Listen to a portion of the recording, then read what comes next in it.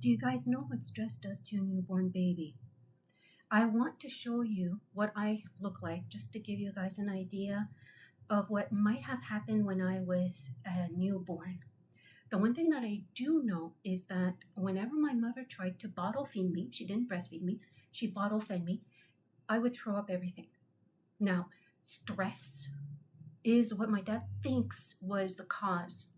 He would feed me and I would be fine. He would feed me literally the same bottle and I would be fine. So, what I wanted to show you quickly was that I'm a 5'3" person and I have very small hands. I have very small feet. I'm not going to, I actually wear size 5 shoes. I'm doing this. I'm right out of the shower, so don't mind my wet hair, okay?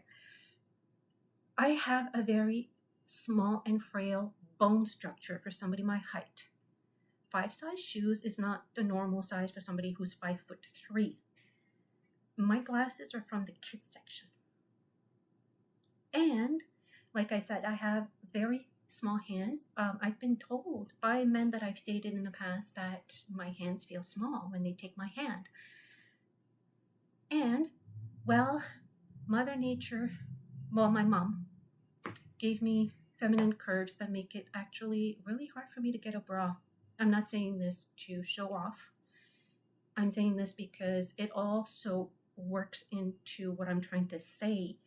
I have a very small band size. I have a size 28 bra, 28L,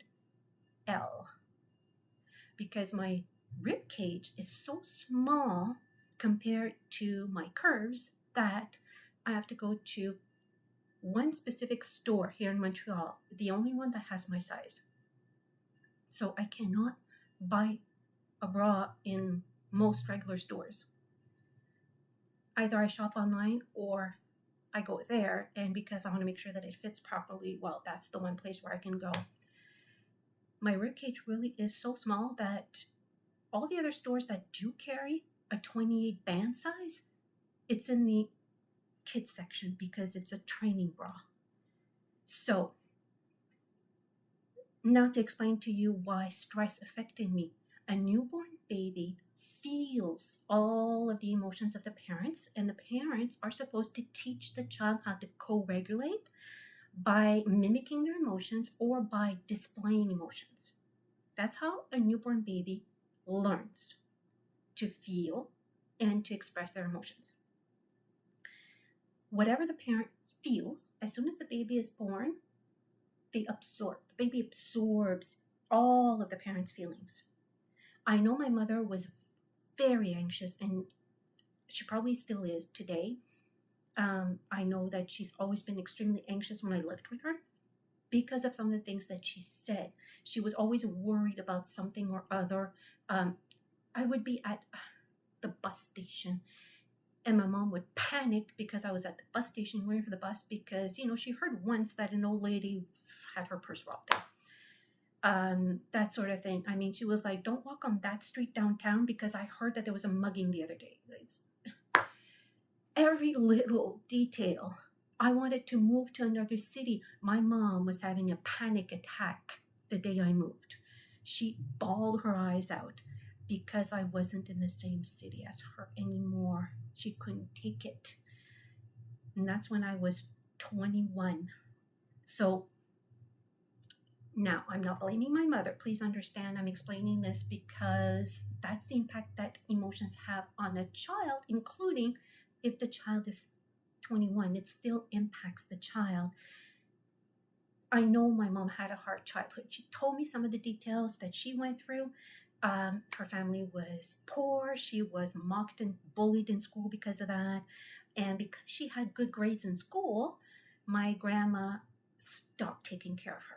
It's kind of not it isn't. It's not just kind of, it isn't my mother's fault. So I understand. I'm not blaming her.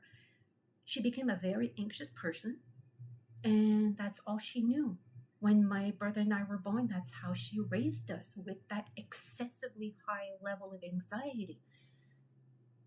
So I understand. At the same time, it has an impact on me. both emotionally and physically. So on my psychological level, it also impacted me greatly. This is the physical manifestation. The other thing that I forgot to show you, you can probably tell I've got like a little bit of a sausage roll here. That's because all my fat is around my belly. That's a sign of inflammation in the gut. I've had this belly, since I was probably about 6 years old.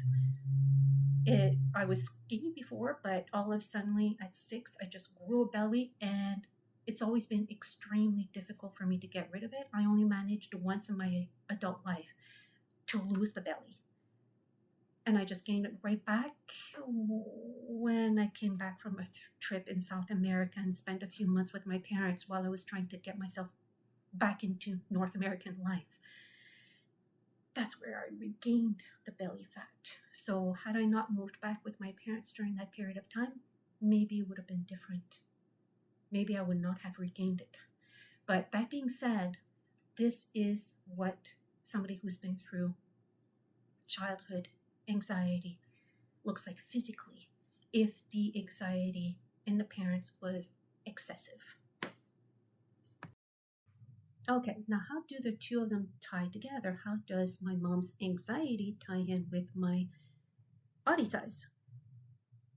Anxiety has been proven to stunt growth. It stunts cell development and reproduction. Dr. Bruce Lipton touches on that in some of his videos. I've seen him explain it. He's a heck of a lot better explaining it than me. But that is to say that the two things seem to fit together very well. I do not have like an actual doctor's diagnostic that can prove that this is what happened to me. I'm putting 2 and 2 together from, well, my mom was super anxious and I'm actually tiny and frail for somebody my height. I used to throw up when she would try to feed me.